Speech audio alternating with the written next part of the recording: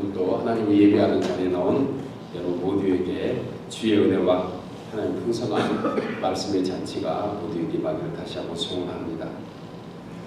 2014년도 새해에 우리가 잘 아는 반기문 유엔 사무총장 그분이 신년사를 이렇게 발표했다고 해서 SNS 같은 그 네트워킹 또 무슨 카페 글 같은데 그분이 직접 썼다고 한 그런 글을 제가 본 적이 있습니다. 어떤 자료에 보니까 반기문 총장이 직접 쓴 것은 아니다 이렇게 반문하는 그런 내용도 있기는 하지만 내용을 보면 이 시대를 대변해주는 그런 글이 있더라고요. 그래서 저도 참 마음에 공감을 했습니다. 보신 분들은 아시겠지만 내용은 이렇습니다. 건물은 높아졌지만 인격은 더 작아졌고 고속도로는 넓어졌지만 시야는 더 좁아졌고 소비는 많아졌지만 기쁨은 더 줄어들었고 집은 커졌지만 가족은 더 적어졌다. 생활은 편리해졌지만 시간은 더 부족하고 가진 것은 몇 배가 되었지만 소중한 가치는 더 줄어들었다. 학력은 높아졌지만 상식은 더 부족하고 지식은 많아졌지만 판단력은 더 모자란다.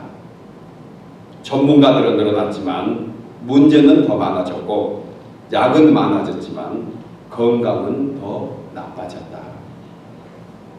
돈을 버는 법은 배웠지만 나누는 법은 잊어버렸고 평균 수명은 늘어났지만 시간 속의 삶의 의미를 넣는 법은 상실했다. 달에는 갔다 왔지만 길을 건너가 이웃을 만나기는 더 힘들어졌고 우주를 향하여 나가지만 우리 안의 세계는 잊어버렸다. 공기정화기는 각 가정마다 갖추고 있지만 영혼은 더 오염되었고 원자는 쪼갤 수 있지만 편견을 부수지 못한다. 자유는 더 늘었지만 열정은 더 줄어들었고 세계 평화를 많이 이야기하지만 마음의 평화는 더 줄어들었다. 아마 보신 분들 아마 많이 보셨을 것입니다. 어떻습니까? 저도 이 글을 몇 번 읽어보고 또 우리의 삶의 모습이 어떤가 저도 한번 돌아본 적이 있습니다. 말씀을 준비하면서 다시금 읽어보니까 참 공감이 되는 그런 글입니다. 오늘을 사는 우리의 모습이 아닐까 생각을 해보았습니다. 이런 현상을 여러 가지로 해석할 수 있지만 성경에 나온 이스라엘의 사사시대와 같기 때문이 아닌가 그런 생각을 해봅니다. 각 가정마다 가장의 자리는 흔들렸고 학교에서 선생님의 자리는 이제 선 곳이 없다고 합니다. 국가의 위정자들의 청렴과 박애 정신은 이제 기대하기 힘든 사이가 되었습니다. 교회라고 다르겠습니까? 교회마다 성직의 거룩함은 이제 책에서나 책방에서나 볼 수 있게 됐습니다. 교회 지도자들은 무엇이 옳은지 무엇이 그른지 분별력을 잃어가고 있지 않는가. 따라서 모든 인생들이 각자의 소견에 오른 대로 다 살고 있는 그런 세상이 오늘날 현실입니다. 그래서 많은 사람들이 성경에 나온 양과 같이 방황하면서 헤매고 있습니다. 왜 그럴까요? 개인이나 가정이나 국가나 교회나 온 인류가 결국 목자가 되시는 예수 그리스도를 잃어버려서 그렇습니다. 오늘 읽은 시편 23편에서 나온 다윗은 이런 인생들을 모든 문제를 해결해 주시는 예수 그리스도 여호와 로이에 대해서 말씀을 하고 있습니다. 여호와는 나의 목자시니 내게 부족함이 없으리로다. 그런데 이 말씀을 바꿔서 우리가 해석해 보면 여호와는 우리 인생의 해답이시다. 그렇게 선포하는 것과 똑같습니다. 그리고 그 나머지 말씀들은 인생의 모든 문제에 대해서 그가 어떻게 해답이 되어주시는가 말씀하고 있는 내용이라는 것입니다. 여러분, 여호와는 나의 목자시니 이 말이 히브리어 성경에서는 간단히 한마디로 하고 있습니다. 여호와 로이. 여호와 우리 잘 아시죠? 스스로 계시는 분. 하나님 자신을 가르쳐서 여호와라. 로이. 로이는 목자라는 뜻입니다. 구약 성경에 한 60회 정도 나옵니다. 로이. 목자에 대해서요. 하나님을 여호와 로이라고 표현하는 이 말씀 우리에게 얼마나 소중하고 의미가 있는가.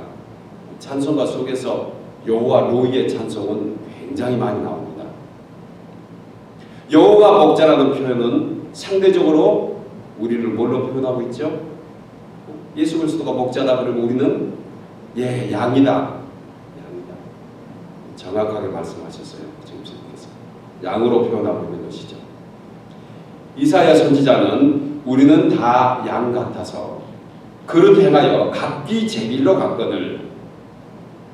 이처럼 우리가 인생을 살아가는 모든 문제를 가장 함축 있게 한마디로 보여주는 모습은 바로 우리의 모습이 양과 같다는 것이에요. 그리고 우리의 문제들은 양에게 비유하면 아주 해답은 쉽게 얻을 수 있습니다. 이런 문제들에 대해서 목자 되시는 여호와 로이, 그분이 완벽한 해답이 되어주신다는 것이에요. 그러면 예수 그리스도가 우리 인생의 해답이라면 도대체 우리 인생들의 문제는 무엇일까요? 우리 함께 본문을 통해서 세 가지로 생각을 해보려고 합니다. 첫째로 인생들의 문제는 두려움입니다. 두려움. 본문 4절에 내가 사명의 음침한 골짜기로 다닐지라도 해를 두려워하지 않을 것은 주께서 나와 함께 하시리라. 주의 지팡이와 막대기가 나를 안위하시나이다. 여러분, 성경에서 왜 예수님을 목자로 우리를 양으로 표현할까요? 그것은 양은 여러 가지 동물 가운데서 가장 겁이 많습니다. 그리고 스스로 방어할 수 있는 능력이 아무것도 없습니다. 우리가 아는 대로 스스로 방어할 수 있는 능력을 가진 동물들이 이 지구상에 얼마나 많은지 모릅니다. 어떤 동물들은 초식 동물인데 대부분 육식 동물들은 상당히 체구가 적습니다. 그러니까 고기를 먹는 그런 동물들, 생명을 뺏는 것들이죠. 그런 것들은 상대적으로 굉장히 이렇게 날렵하고 좀 적어요. 그런데 육식 동물들은 몸집이 크고 좀 빠르지 못하고 둔합니다.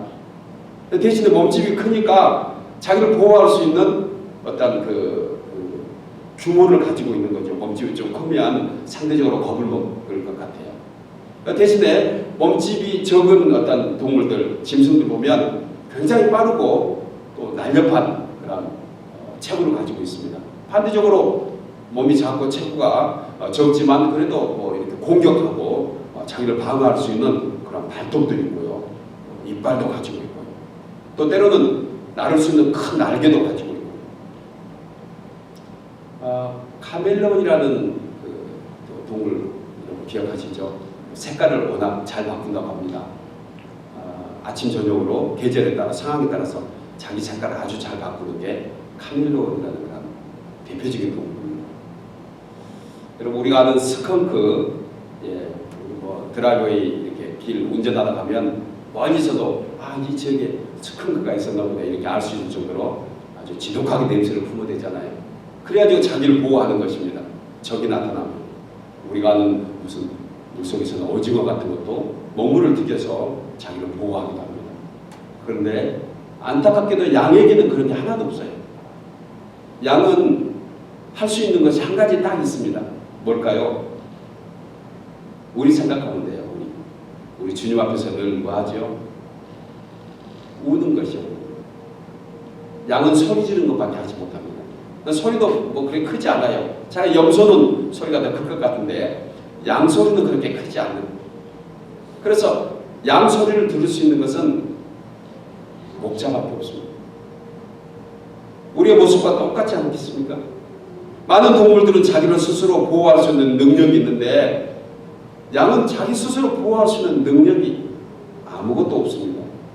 그래서 양은 늘 두려움 속에서 초조함과 겁에 질려서 사는 그런 동물의 대표적인 모습을 가지고 있는 것입니다.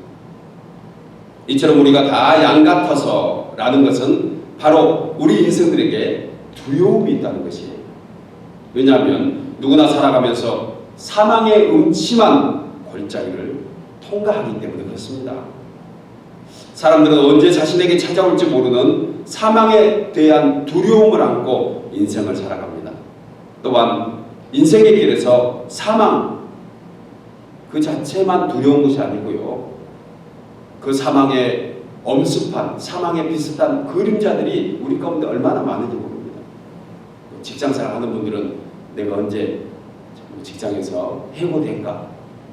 이 시대 전 세계적인 다 문제거든요. 그뿐만 아니라 건강한 사람도 하루아침에 병원에 가면 다 환자가 된대요. 어떤 자료 보니까 건강한 자연인, 보통 사람을 자연이라고 얘기합니다. 그 사람들의 자료마다 좀 다르지만 제가 읽어본 자료는 한 90% 그러니까 10명이 9명이 병원에 가서 진찰받으면 바로 입원해야 된대요. 환자라는 것이에요. 모두는 아니지만. 그래서 어떤 분들이 친구 쫓아서 내가 몸이 아프니까 병원 같이 가줄래? 하고 운전사로 쫓아갔다가 닥터가 보고 당신이 좀 검사를 받아봐서 좋겠다고 그렇게 해서 검사 받았는데 그 환자로 갔던 그 친구는 괜찮고 자기는 병원에 입원해가지고 결국 병원에서 나오지 못한 사람도 꽤 있다는 것이에요. 얼마나 우리가 두려움 속에 있는지 모릅니다. 우리 모두가 다 건강한 것 같은데 우리는 늘 그런 건강에 대한 두려움, 또 사고에 대한 두려움을 얼마나 많습니까? 내가 아무리 운전을 잘하고 방어를 잘해도요, 상대방이 운전 못하고 술 취해서 아니면은 실수로 인해서 나에게 다가오면 대책 없이 꼼짝없이 당할 수밖에 없는 그런 모습들이 바로 우리들의 삶의 모습이라는 것이에요. 여러분, 우리 인생들은 어느 한 가지 문제만 가지고 우리가 두려움이 있는 것이 아닙니다. 우리를 공격하고 우리를 대적하는 수많은 그런 일들이 얼마나 우리 가운데 많이 있는지 모릅니다. 그러니까 사실 얼마나 경직돼서 삽니까? 희망을 가지고 소망 가운데 산다는 것은 우리 마음의 소원이고 실제로 삶 속에서는 우리가 사실 굉장히 두려움 속에서 산다는 것을 생각할 수가 있는 것입니다. 여러분, 사망의 음침한 골짜기, 시편 23편이 기록되어 있는 것은 사실 팔레스타인 지역에서 이 말씀이 나온 것입니다. 그러니까 팔레스타인 그 지형과 지형의 양들과의 관계를 생각하면 우리의 모습과 똑같아요. 예루살렘에서 사해로 내려가는 그러한 광야를 유대 광야라고 부릅니다. 그런데 그 광야에 앞 보이지 않는 가파른 그런 절벽들, 골짜기가 얼마나 많은지 모릅니다. 다윗이 피난 생활하면서 그것을 잘 알고 있었거든요. 그리고 자기가 목동으로 살면서 양들이 그곳에 푸른 꼴, 좋은 초장으로 인도하다 보면 양들이 그곳에 빠지는 것을 많이 보게 되면서 다윗이 자기의 삶 속에서 나오는 그런 간증의 말씀이 바로 시편 23편의 말씀인 것과 똑같은 것이에요. 정말 이 지역에 한 계곡은 길이가 7km 정도나 된대요. 7km면 보통 빠른 걸음으로 걸어도 한 2시간 이상 걸어가도 그 똑같은 계곡, 그 음침한 골짜기 같은 곳이 있다는 것이에요. 그곳에 높이, 그러니까 빠지게 되는 깊이가 450m 정도나 된다고 합니다. 얼마나 깊습니까? 450m, 정말 아련한 그런 깊이가 되는 것이죠. 바닥이 보통 3에서 4m 정도 되는데 거기는 늘 비가 한 번 오면 그곳에 물이 빨리 마르지 않아서 늪지 같은 곳으로 돼 있대요. 한번 생각해 보십시오. 양이 우연히 발을 헛디뎌서 그것에 빠졌다 그러면 아마 상처를 입든지 최소한 어떤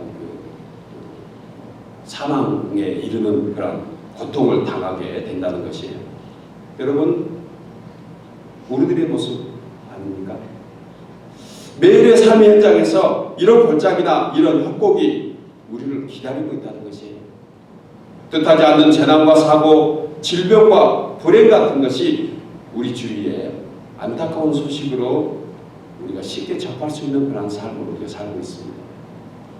그런데 이 시편을 기록한 다윗은 4절 중반절에서 우리에게 너무 행복을 주는 것이에요. 소망을 주는 말씀이 있습니다. 우리가 이 해를 다듬을 두려워하지 않을 것은 주께서 나와 함께 하심이라. 주의 지팡이와 막대기가 나를 안위하시나이다. 이 안위하시나이다, 이것은 안전하게 인도하신다는 말씀입니다. 목자는 협곡에 빠진 양들을 이렇게 구부러진 지팡이로 건져 올려줍니다. 그리고 그 막대기로 또한 양들을 유혹하는 이리떼와 어떤 짐승으로부터 보호를 해주는 그러한 목자가 바로 우리 주님이십니다. 사랑하는 여러분, 우리의 삶을 주관하시며 섭리하시는 여호와 로이, 목자 되시는 주님, 그 주의 지팡이와 막대기가 우리를 보호하시고 인도하시는 줄 믿습니다. 이것을 확신한다면 우리 주위에 둘러싸고 있는 두려움을 버리시고 목자 되시는 주님, 여호와 로이, 그분을 더욱더 신뢰하고 따르는 우리 모두 되기를 주의 이름으로 소원합니다. 두 번째로 인생의 문제는 죄와 허물의 문제입니다. 본문 5절 중반절에 기름을 내 머리에 부으시고 내 잔이 넘치나이다. 양은 어떻게 보면은요, 아주 깨끗한 보물처럼 보입니다. 그래서 양털은 희고 포근하다는 표현을 우리가 많이 듣게 됩니다. 양털은 희다고 그렇게 표현하잖아요. 깨끗한 것처럼 보이지만 사실 실제로 가까이서 보면 양은 얼마나 더럽고 지저분한 그런 동물인지 모릅니다. 어떤 양은 아주 지독한 냄새를 발하기도 합니다. 하루만 안 씻어줘도 양은 양털에 아주 그렇게 좋지 못한 것들이 많이 달라붙어서 있는 것을 보게 됩니다. 그런데 성경은 인간이 다 양 같다고 얘기합니다. 사실 환경의 영향을 받아서 쉽게 변질되고 오염되는 존재라는 그런 모습이라는 것이에요. 여러분, 우리는 단 하루만 우리 스스로 마음의 정리가 되지 않잖아요. 우리 심령에 하루만 여유를 그냥 자유롭게 내버리면 쉽게 우리는 오염될 수밖에 없는, 이 세상 속에 우리가 살면서 쉽게 우리 자신이 오염될 수밖에 없는 그런 모습들을 우리는 가지고 있다는 것이에요. 여러분, 사람들은 멀리서 보면은요, 그런 대로 깨끗해 보입니다. 아주 멋져 보입니다. 그렇지만 누구나 허물을 가지고 있기 때문에 가까이 가서 보면 다 허물투성이라는 것을 볼 수가 있습니다. 누구나 다 그렇습니다. 아직과 자존심 같은 죄성을 모두 가지고 있습니다. 사람에게 너무 가까이 가지 마세요. 사람에게 가까이 가면 실망밖에 없습니다. 여러분, 저에게도 가까이 오지 마세요. 저도 연약한 사람에 불과하다는 것이에요. 멀리서 보십시오. 그게 가장 아름답습니다. 가장 가까이 가야 될 사람은 우리 주님밖에 없는 줄 믿습니다. 그분의 거룩함, 그분의 성결함, 정결함은 변함이 없지만 사람은 쉽게 변하고 쉽게 오염될 수밖에 없다는 것이에요. 그래서 제일 가까운 사람에게 상처받는 게 바로 그런 이유입니다. 누구에게 상처받습니까? 우리 자녀들은요, 사실 엄마 아빠에게 상처를 제일 많이 받은 것 같아요. 부부지간에 제일 상처를 많이 받는 이유는 가장 가까이 있기 때문에 그렇습니다. 알고 알아야죠. 교회에서는 성도 간의 상처 가장 많이 받습니다. 왜 그래요? 성도 간에 가장 가까울 수밖에 없는 위치에 있기 때문에 그렇습니다. 이걸 알면 내 스스로 누구에게도 상처 주지도 말도록 노력해야 되지만, 또 그 충분히 알고 상처받지 않도록 내 스스로 경계하는 것도 하나의 지혜와 우리에게 주시는 지식을 하는 것을 생각할 수가 있습니다. 팔레스타인의 양들은 특히 뜨거운 여름 계절에 아주 지독한 오염의 악취를 품는다고 합니다. 여름은 파리와 벌레들이 극성을 부리는 계절이잖아요. 여름에 피부병이 가장 많이 생깁니다. 겨울에 피부병들은 별로 안 생깁니다. 산과 계곡을 통과하면서 양들이 이곳저곳에 상처를 많이 받거든요. 그러면 상처받으면 그 상처에 쉽게 오염물이 들어간다는 것이에요. 우리도 살면서 상처 쉽게 받죠. 우리 심령에 상처받기 시작하잖아요. 그러면 그곳에 오염물이 들어갑니다. 우리는 쉽게 그럴 수밖에 없어요. 그 상처 치료하지 않잖아요. 그러면 거기에 굳은 살이 배겨진다고 합니다. 제가 설명하지 않아도 우리 모두가 아는 상식이잖아요. 그러니까 상처를 치료하지 않으면 굳은 살이 배겨진다는 것은 아예 굳은 살이 붙어 있다는 것이에요. 이것은 우리 삶 속에서 계속해서 우리를 깨끗하게 씻겨내지 않으면 우리 마음의 상처도 그와 같이 굳은 살에 박혀서 어느 사이에 오염과 악취로 가득 찰 수밖에 없다는 것을 우리가 오늘 말씀을 통해 다시 한번 생각해 볼 수가 있습니다. 그래서 주님은 얘기하십니다. 새 사람을 입으라. 끊임없이 새 살이 돋도록 기도와 말씀으로 우리를 정화시키라는 것이에요. 여러분, 이런 양들은 피부 질환이나 상처에 유일한 치료가 하나 있습니다. 그 치료제가 무엇이냐면 무엇일까요? 그 치료제가 바로 기름입니다. 기름. 사람들의 상처는 성령의 치료함으로밖에 해결될 수가 없습니다. 사람이 치료해 줄 수 있는 것이 아니에요. 그래서 성령의 기름 부음이시라고 우리가 흔히 기도하면서 그 말씀을 묵상하고 있잖아요. 성령의 기름 부으심. 사람에게 위로받으라 하지 마십시오. 사람은 위로해 주는 대상이 절대 아닙니다. 위로해봐야 입 바른 소리에 불과할 수도 있고요. 때로는 잠시 자기 감정에서 나오는 것에 불과합니다. 사람의 위로는 잠시 잠깐입니다. 하나님의 위로는 영원합니다. 양들이 이렇게 상처를 입을 때 오늘 말씀 보니까 기름 부으신다 이런 얘기예요. 그러니까 양들에게 기름 부어주는 것은 그 상처가 오염됐을 때 깨끗이 씻겨줄 수 있다는 것을 얘기해 주고 있습니다. 특별히 양들의 기름을 양털에 이렇게 붓는 것이 아니고 양들의 코에 붓는데요. 양들이 코가 늘 반질반질해야지 거기에 그 코파리라고 하는 파리들이 들어가지 못한답니다. 양들이 가장 쉽게 사망하는 이유 중에 하나는 코파리가 양의 코에 들어간다는 것이에요.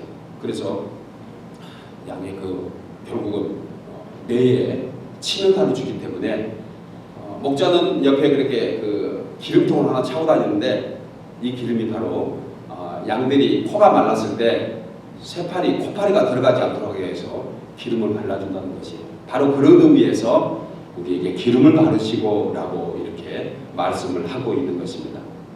양들이 가장 심한 몸통 부위에 기름을 어떤 경우에는 아예 들어 부은데 어떤 양들은 상처가 입어서 도저히 기름 부음으로 해결되지 않을 것 같으면 양을 그냥 들어서 아예 기름통에 이렇게 좀 담가 놓은대요. 여러분, 우리 마음의 상황과 우리 마음의 아픔은 성령의 기름 부으심의 당김이 있을 때 우리가 가능합니다. 회복될 수 있는 것입니다. 그래서 다윗은 우리의 목자이신 주님이 내 머리에 기름을 부으셨다고 그는 고백하고 있습니다. 여러분, 육체의 상처는 기름으로 어느 정도 치료될 수 있습니다. 그러나 영혼의 상처는 무엇으로 치료받겠습니까? 본문 3절에서 그가 내 영혼을 소생시키시고, 우리의 영혼의 온전한 소생은 우리 죄의 문제를 해결해 주는 예수 그리스도 그분의 보혈의 은혜만이 우리를 정결하게 해줄 수 있다는 것이에요. 왜냐하면 우리의 죄가 우리의 영혼을 더럽혀 있기 때문에 그렇습니다. 죄의 문제만 해결하면 되는 것이에요. 그때 문제를 해결하는 것이 아니고 근본적인 우리의 문제는 죄가 있기 때문에 그렇다는 것입니다. 어느 날 여호와 하나님이 그 아들 예수 그리스도를 이 땅에 보내주신 이유가 바로 근본적인 죄의 문제를 해결하기 위해서 우리에게 보내주셨다는 것이에요. 요한일서 1장 7절에 그 아들 예수의 피가 우리를 모든 죄에서 깨끗하게 하실 것이라고 선언하고 있습니다. 어떻게 이것이 가능합니까? 하나님의 아들이신 예수께서 우리의 죄로 우리가 받을 저주를 대신 받고 그분이 우리의 모든 죄값을 다 그의 보혈로 치러주셨다는 것이에요. 그래서 세상에 가장 비싼 것이 바로 예수님의 보혈입니다. 가장 보배로운 피라는 것이에요. 따라서 우리는 주님이 흘리신 피가 믿는 우리에게는 보배로운 피가 되어야 합니다. 우리의 죄는 기름이 아닌 주의 보혈로 깨끗함을 얻을 수 있는 줄 믿으시기 바랍니다. 그래서 주님은 십자가에 죽으시기 전에 제자들에게 요한복음 10장 11절에서 나는 선한 목자라. 선한 목자는 아들을 위해서 목숨을 버린다고 말씀했습니다. 사랑하는 여러분, 인생의 더럽혀짐, 모든 죄 문제에 대해서 유일하고 완벽한 해답은 바로 육신을 입고 이 땅에 오신 예수 그리스도, 우리의 대속의 제물이 되신 여호와 로이 곧 영원한 목자 되시는 우리 주님이 우리 모든 문제의 해답이 되는 줄 믿습니다. 마지막 세 번째로 인생의 문제는 방향 감각을 상실한 것입니다. 본문 6절에 내 평생의 선하심과 인자하심이 반드시 나를 따르리니 내가 여호와의 집에 영원히 살리로다. 양의 문제는 결코 게으름이 아닙니다. 양은 상당히 부지런하거든요. 그러나 양의 치명적인 결함은 방향 감각이 없어요. 양은 다른 동물하고 달리 가장 이렇게 자유롭게 움직이지 못한 부분이 목이랍니다. 그래서 목이 굳은 짐승, 목이 굳은 동물이요. 우리 스스로를 목이 굳은 동물이라고 성경이 얘기하고 있잖아요. 그래서 양은 뒤돌아볼 때 사람마저 아니면 어떤 다른 짐승들은 전부 다 고개를 다 돌릴 줄 알거든요. 그런데 양은 고개를 스스로 돌리는 능력이 없습니다. 그래서 뒤를 돌아볼 때 아니면 어떤 방향을 볼 때 양은 온 몸을 다 돌려서 이렇게 바라봐요. 목이 돌아가지 않으니까. 참 희한한 그러한 동물입니다. 예, 사실 우리 마음이 그래요. 우리 다 양 같다고 있으니까. 우리 개인적으로 생각해 보시면 우리는 우리가 좌우를 잘 보는 것 같죠.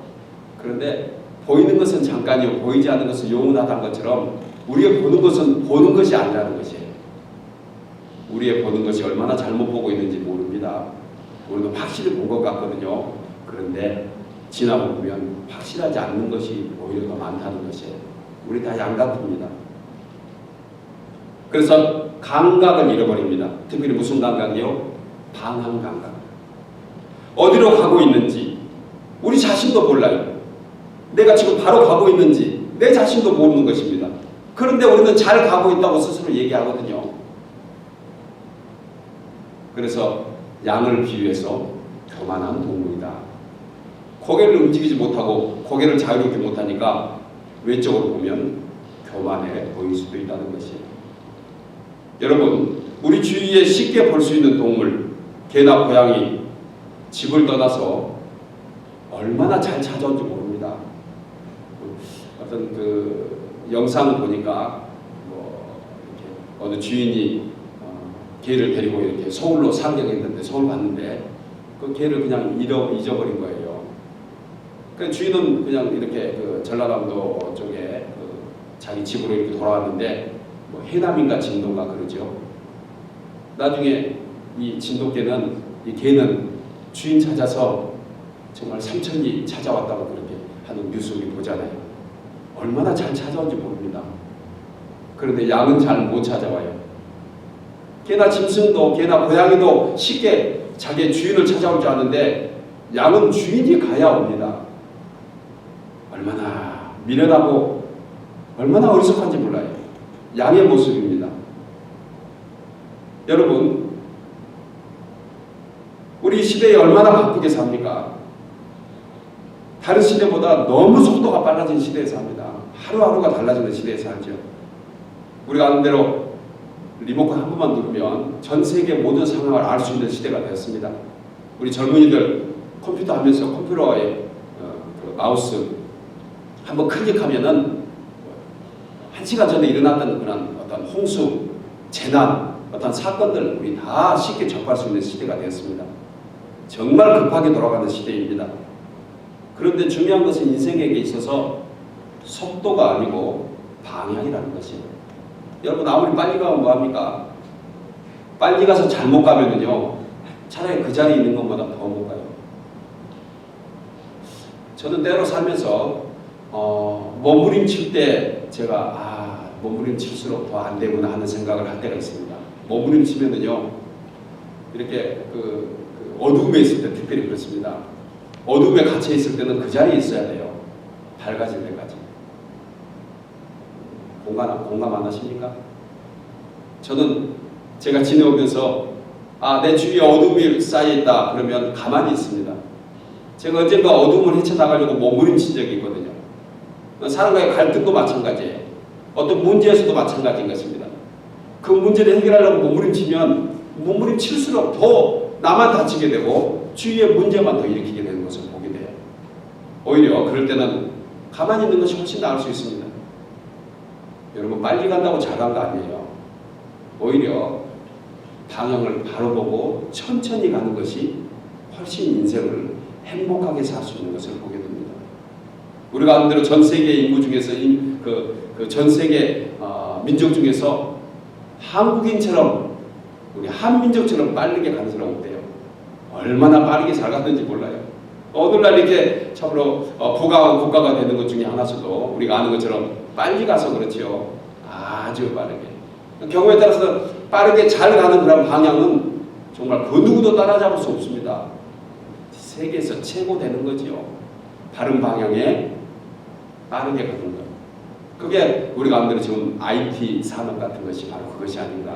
그런데 어떤 부분에서는 전 반대 방향으로 빨리 가거든요. 얼마나 빨리 가느냐. 어떤 한국의 그 직장인이 JFK 공항에 내려서 택시를 탔대요. 미국 택시를 타고 그분에게 운전사에게 얘기합니다. 타자마자 Hurry up, please. 빨리 가자는 것이에요. 그러니까 What? Hurry up. 운전사가 열심히 갑니다. 쭉 가다 보니까 자기가 원하는 방향이 아닌 것 같거든요. 그래서 운전사에게 얘기합니다. 어디로 가는 거예요? 지금 어디로 갑니까? 그러니까 빨리 가고 있습니다. 말씀 알아들으시나요? 운전사가 얘기했대요. 당신이 나에게 빨리 가자고 했지 어디로 가자고 얘기한 적은 없지 않는가? 우리가 때로 그렇게 우리 스스로에게 물어볼 필요가 있습니다. 나는 방향을 바로 가고 있는가? 빨리 가는 거 필요합니다. 그러나 바르게 가는 것이 더 중요하다는 것이에요. 여러분, 오늘을 사는 우리 인생들의 방향 감각을 상실한 문제일 수도 있다는 것이에요. 그런데 여러분, 방향을 상실하는 그 양과 비유한 우리 인생들에 대해서 그분은 바로 목자가 되어주셔서 방향을 바로 잡아주겠다고 말씀하십니다. 선한 목자를 만나는, 선한 목자의 인도함을 받는 그러한 사람은, 그러한 양은 하나님 앞에서 바로 가는 사람이 될 수 있다는 것이에요. 그래서 우리는 예수 그리스도를 의지할 수밖에 없는 사람인 것입니다. 그가 양의 발걸음을 바로 인도하는 것처럼 우리 삶의 걸음에서도 바로 인도해 주시기 때문에 그렇습니다. 우리가 아는 찬송가 401장에 주의 곁에 있을 때 우리 마음이 든든하오니 주여 내가 살 동안 인도하여 주소서. 2절에 보면 피난처인 예수여 세상 물결 험할 때 크신 은혜 베푸사 나를 숨겨 주소서. 3절에 보면 세상 풍파 지난 후 영화로운 나라와 눈물 없는 곳으로 들어가게 하소서. 이 찬송가 얼마나 우리에게 소중한 찬송가고 오늘 말씀과 같이 연관되는 찬송인지 모릅니다. 주의 곁에 있어야 돼요. 그래야 방향을 바로 잡고 나갈 수 있는 것입니다. 또한 오늘 시편 23편의 주어는 그입니다. 그 선한 목자이신 그가 우리를 인도해 주시다는 것이에요. 2절에 보면 그가 나를 푸른 초장에 실만한 물가로 인도하신다. 영어 성경에는 계속해서 그라고 얘기합니다. 그라는 인칭명사로 계속 반복되어 나옵니다. 그가 우리를 푸른 풀밭에 누이시며 그가 우리를 초장 위로 인도하시고 그가 우리를 의의 길로 인도하시고 그가 마침내 우리 인생의 종착역인 저 천국 영원한 번향으로 인도하시고 그러니까 그가 주인공이에요. 양이 주인공이 아닙니다. 그리고 인생의 주인은 내가 아니라는 것이에요. 우리 인생의 주인은 그가 우리 인생의 주인이 되어야 된다는 것이에요. 아멘입니까? 우리는 문제만 가지고 있는 사람들입니다. 문제의 해답은 그라는 것이야. 그래서 시편 23편의 가장 관계성은 목자와 양의 관계지만 그 주인은 그가 되는 것입니다. 사랑하는 여러분, 여호와 로이의 선한 목자 대신은 우리 주님은 그의 자녀된 우리가 이 땅에 사는 날 동안 푸른 초장과 실만한 물가로 인도하시고 사망의 음침한 골짜기로 다닐지라도 주의 지팡이와 막대기로 인도하십니다. 더럽혀진 우리의 몸과 영혼을 그의 기름으로 발라주시고 성령으로 깨끗하게 우리를 씻겨주십니다. 그리고 그 언젠가 우리가 이 땅의 모든 삶을 마칠 때, 이 땅의 모든 삶이 종결되는 그때 우리를 영원한 천국으로 인도해 주시는 그 영원한 목자 여호와 로히, 그분이 우리 삶의 주인 되도록 우리가 모시고 살아야 되는 줄 믿습니다. 이제 말씀을 맺겠습니다. 미국에서 어린 소년이 암을 잃고 투병을 하고 있습니다.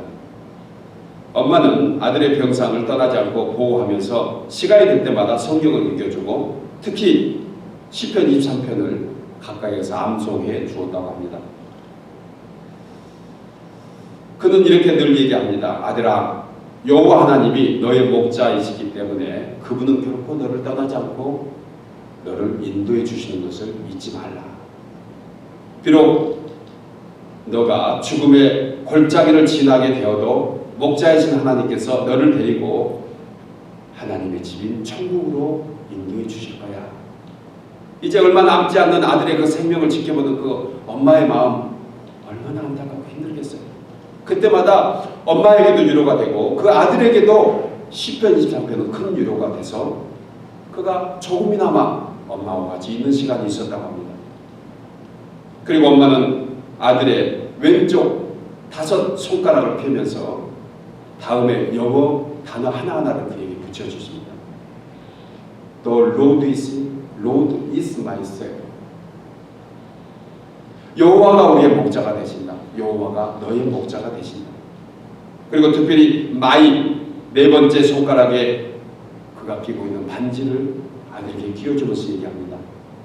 이 손가락이 바로 마이, 너의 손가락이고 하나님이 나의 목자, 너의 목자가 되어주신다. 아무것도 두려워하지 말라. 이것은 약속 있는 증거란다. 그리고 2시간 지난 후에 아들이 아무런 기책이 없어 보입니다. 어린 소년이 조용히 잠자듯 주님의 품으로 갔던 그런 모습을 엄마가 발견하게 됩니다.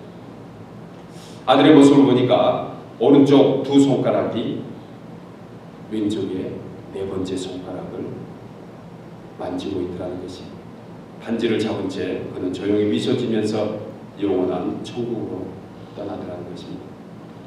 여러분, 그가 나의 목자가 되십니다. 이 땅에 사는 날 우리를 평안한 곳으로 인도하시고 우리가 이 땅의 삶을 다 마치는 그때 저 천국의 소망으로 인도하시는 그 하나님. 사랑하는 여러분, 오늘도 우리는 천국의 소망을 가지고 살아야 합니다. 하나님께서 여러분의 목자가 되어주시기 때문에 그렇습니다. 두려움에 잡힌 나, 더럽혀진 우리, 방황하면서 갈 길을 알지 못한 우리에게 목자 되시는 주님은 여전히 우리와 함께 해주십니다. 그리고 그 언젠가 우리 하나님 안에서 영원히 주님의 그 천국에서 찬양하는 그날이 오기를 우리 모두가 소원하면서 이 땅에 강건히 살아야 합니다.